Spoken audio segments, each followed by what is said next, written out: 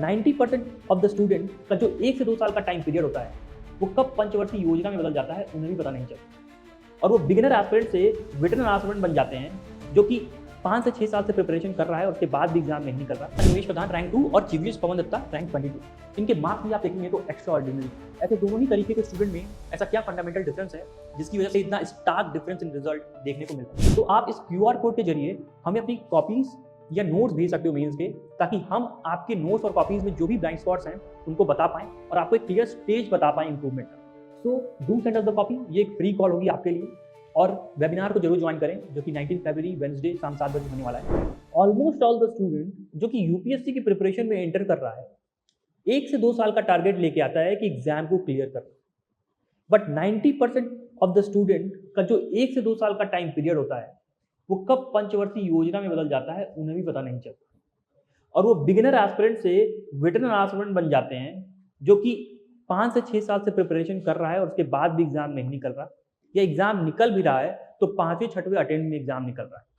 और आपको पता होगा कि तीसरे अटेम्प्ट के बाद एक स्टूडेंट की एग्जाम को क्लियर करने की प्रोबेबिलिटी कम हो जाती है, ये यूपीएससी की रिपोर्ट बोलती है। ऑन दी अदर हैंड कुछ ऐसे भी स्टूडेंट हैं जो कि प्रिपरेशन में एंटर करते हैं और 1 से 2 साल के अंदर एग्जाम को क्लियर भी कर लेते हैं और रैंकर बन जाते हैं। और इसका एग्जाम्पल अनिमेश प्रधान और पवन दत्ता जैसे स्टूडेंट्स हैं जो कि पहले ही अटेम्प्ट में बहुत ही अच्छी रैंक सिक्योर कर पाए। अगर आपको मैं स्क्रीन पे कुछ एग्जांपल्स दिखाऊं, एक वेटरन एस्पिरेंट जिसकी तैयारी 5 से 6 साल की हो चुकी है, 4 बार लगातार मेंस लिखने के बावजूद भी इसका मेंस क्लियर नहीं हुआ और अल्टीमेटली इसको गैप लेना पड़ा अपनी प्रिपरेशन में।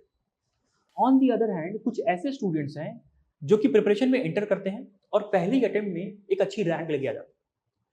For example Animesh Pradhan rank 2 और जीवीएस पवन दत्ता रैंक 22। इनके मार्क्स भी आप देखेंगे तो एक्स्ट्रा ऑर्डिनरी। ऐसे दोनों ही तरीके के स्टूडेंट में ऐसा क्या फंडामेंटल डिफरेंस है जिसकी वजह से इतना स्टार्क डिफरेंस इन रिजल्ट देखने को मिलता है। दोनों ही तरीके के स्टूडेंट बहुत हार्ड वर्किंग, बट जो वेटरन एस्पिरेंट है या जो 1 से 2 साल के अंदर सक्सेस नहीं पा रहे हैं, उनकी स्ट्रेटजीज में कुछ ऐसे फ्लॉज होते हैं जिनकी वजह से वो एक साइकिल में फंस चुके हैं और बार बार एग्जाम देने के बाद भी एग्जाम को क्लियर नहीं कर पा रहे हैं। तो उन डिफरेंस को समझने की कोशिश करते हैं ब्रॉडली, और इन पे मैं एक वेबिनार लेके आने वाला हूं जिसमें मैं हर एक चीज के बारे में डिटेल में बात करूंगा। अगर आप देखेंगे तो जो स्टूडेंट है जो कि एक साइकिल में फंस चुका है उसको इंप्रूवमेंट का ग्रोथ पता नहीं होता। अगर इंप्रूवमेंट इस लेवल पे होनी है, अगर ये इंप्रूवमेंट का कर्व है तो उसने यहां से इंप्रूव करके यहां पे आके रुक गया। अब उसको नेक्स्ट लेवल ये नहीं समझ में आ रहा कि मैं यहां से इंप्रूव यहां कैसे करूं।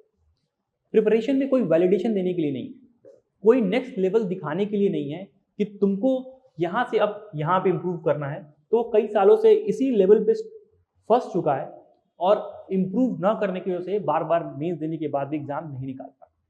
तो एक ओवरऑल स्टेज वाइज प्रोग्रेशन उसको पता नहीं है कि इंप्रूव कैसे करना।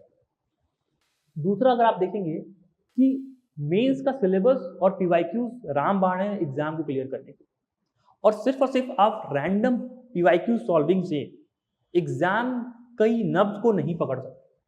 तो पीवाईक्यू को करने के तरीके में भी बहुत डिफरेंस होता है इन दोनों ही तरीके के स्टूडेंट में।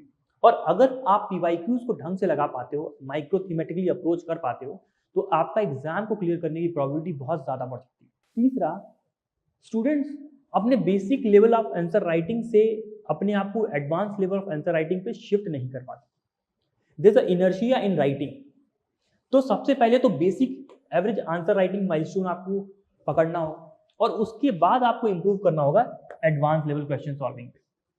द लॉट ऑफ पीपल जो कि पहले ही एडवांस लेवल क्वेश्चन पे पहुंच चुके हैं और वहां पे जब वो क्वेश्चन को सॉल्व नहीं कर पाते तो कॉन्फिडेंस लूज हो जाता है और अल्टीमेटली वो लिखना बंद कर देते हैं। या basic level of average level of answer writing पे मास्टरी करके वो ये समझ रहे हैं कि अब तो मेरा हो गया, now I can clear the exam, but they are not expose to the advance question और उनको एडवांस क्वेश्चन हैंडल करने का तरीका नहीं पता।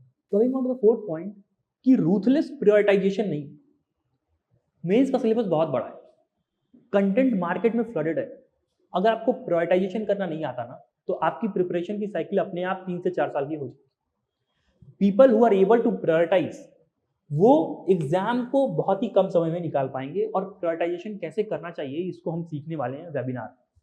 तो इन मेजर डिफरेंसेस को मैं ढंग से समझाने के लिए एक वेबिनार लेके आ रहा हूं जो कि 19 फरवरी वेडनेसडे शाम 7 बजे होने वाला है।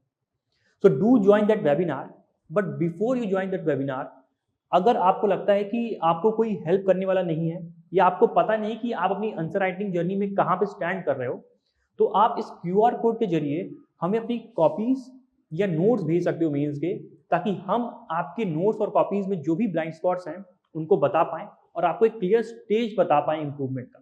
So do send us the copy, ये एक फ्री कॉल होगी आपके लिए, और वेबिनार को जरूर ज्वाइन करें जो कि 19 फरवरी वेडनेसडे शाम 7 बजे होने वाला है। Thank you and stay tuned with civil daily IAS.